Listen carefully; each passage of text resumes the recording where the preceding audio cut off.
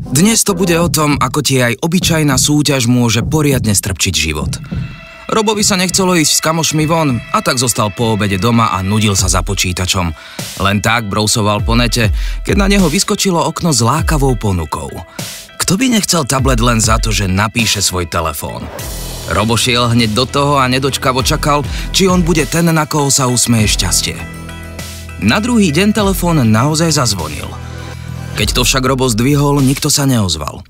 Myslel si, že je to nejaký omyl a tak hovor prerušil. Telefón ale neprestal vyzváňať. Každých 10 minút mu volalo nejaké neznáme číslo, no na druhej strane linky sa nikto neozýval. Bolo to naozaj otravné. Napísal mi, či s tým neviem niečo urobiť.